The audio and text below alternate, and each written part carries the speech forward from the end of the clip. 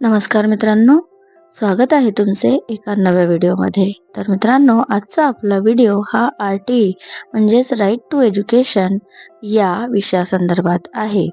तर मित्रांनो, तुम्हा सगळ्यांना माहिती आहे का की RTE साठी शासनाने काही कोटींची रक्कम ही तरतुदीत ठेवलेली आहे. तरी सुद्धा RTE प्रवेश झालेल्या पालकांना फी साठी विचारणा होत आहे.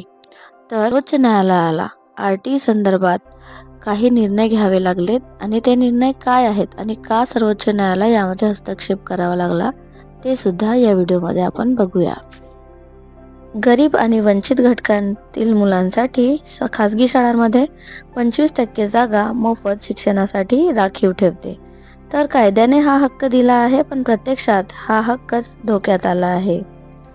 गेल्या अनेक वर्षांमध्ये खासगी शाळांना दिली जाणारी RTE प्रतिपूर्ती वेळेवर न दिल्यामुळे राज्य सरकारकडे 2,800 कोटी रुपयांची थकबाकी जमा झाली आहे.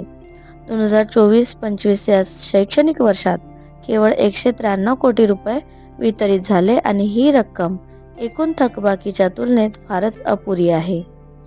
तर सध्या सरकारने प्रति विद्यार्थी वार्षिक 17,650 रुपये इतकी प्रतिपूर्ती निश्चित केली आहे, पण महागाई, शिक्षकांचे वेतन, डिजिटल शिक्षण खर्च, पायाभूत सुविधा या सगळ्यांच्या तुलनेत ही रक्कम अतिशय तोकडी आहे.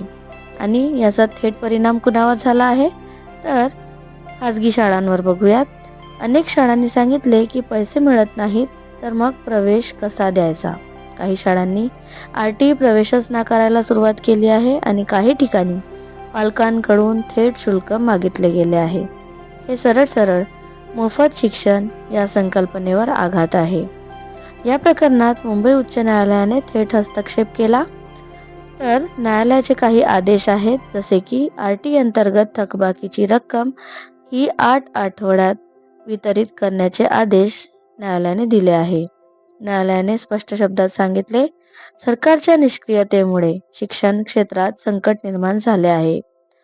तर RTE प्रवेशाची वस्तुस्थिती काय आहे? तर उपलब्ध जागा 9.5 लाख आहेत आणि प्रत्यक्ष प्रवेश निश्चित सुमारे 64,000 आहेत.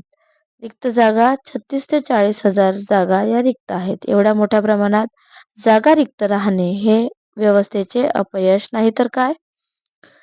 प्रवेश नक्की काय घडलेत आणि त्याची प्रमुख कारणे काय आहेत ते बघूयात.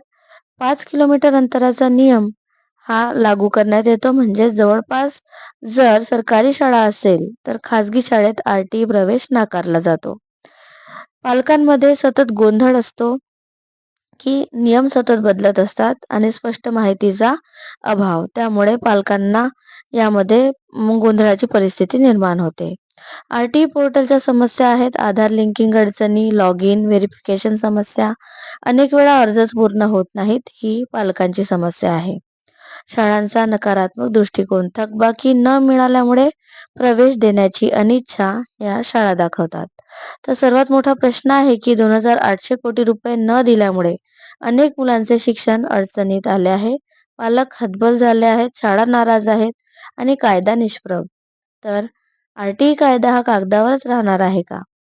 जर तुम्ही पालक असाल आणि तुमचे मूल जर RTE अंतर्गत येत असेल तर ही माहिती खूप महत्त्वाची आहे.